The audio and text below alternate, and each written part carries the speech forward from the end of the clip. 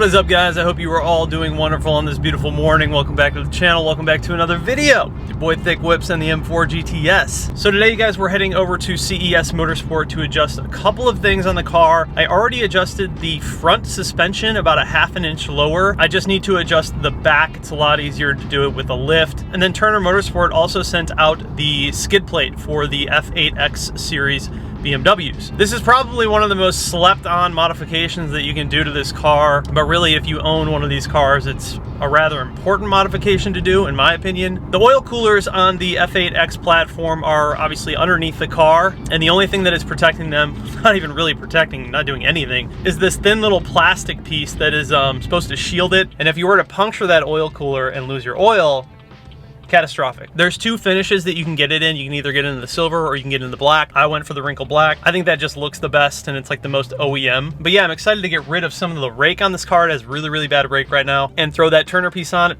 should be really easy. Let's head to the shop. When I get my windows tinted, I have to do this, or else I will forget.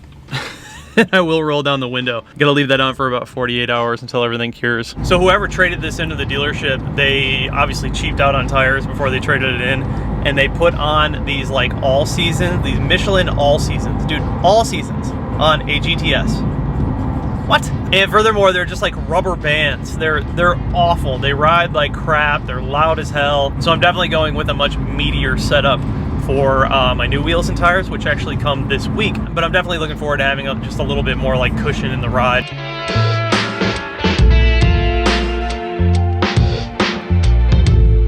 All right, at the shop, I'm gonna throw this thing up on the lift and then adjust these rear coils, and I'll show you guys how they work. And then we'll throw the Turner skid plate on. It's over there.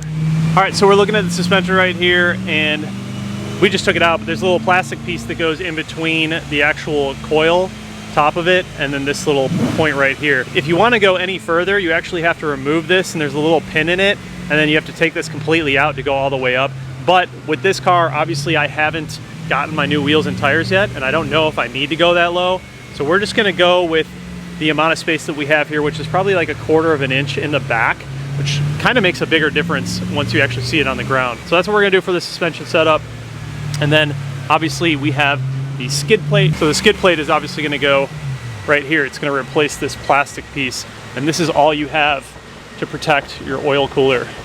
They also make an upgraded oil cooler for this car. I believe it's Mishimoto. In order to get the Turner plate on, though, we will need to take the lip off and then a few bolts up here. But overall, it's really easy to do. All right, so we're going to drop the rear arm right here in order to get access to the rear spring. But you can't really fit an adjustment tool inside of there. There's just no room.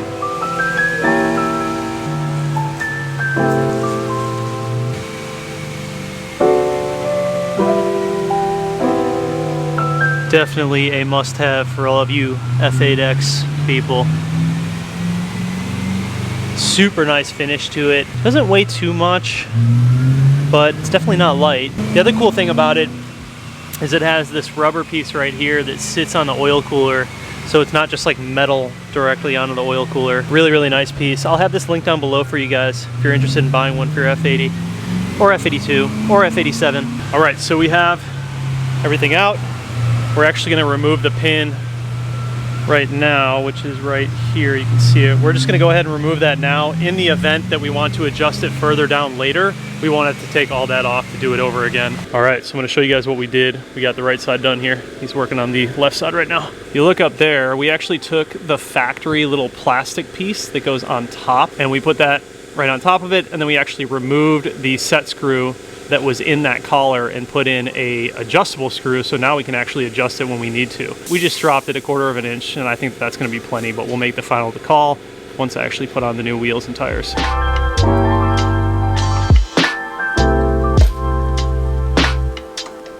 So this is the piece that we're drilling out and then just putting in an actual functional set screw so you can move it up and down.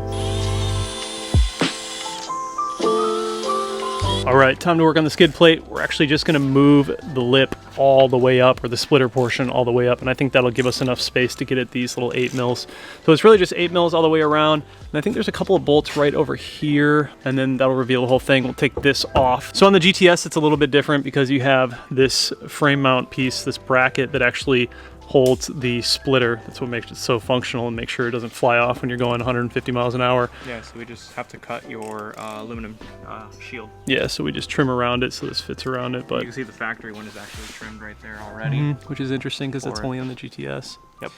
Pretty cool.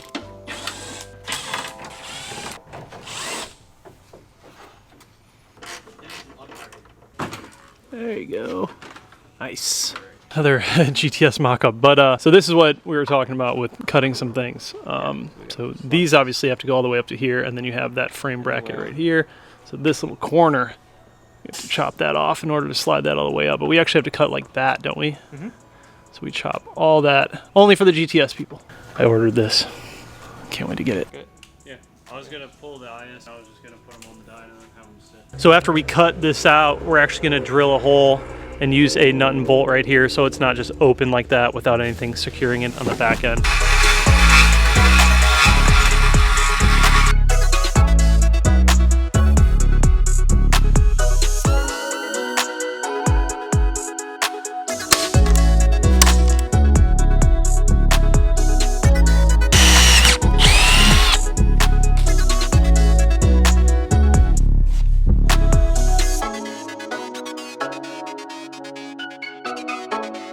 Oh shit, perfect. Oh yeah. Protection! Alright, just finishing up. Tightening the splitter back down. Check it out, we got the whole thing on. Looks really good. Really, really good. Super sturdy. So yeah, just a forewarning on the GTS's. You have to shave a little bit over here. Shave a little bit in the center right there, and then over here, but then you're good. Lots of life left. Lots of life. Dude, aren't those heavy as hell?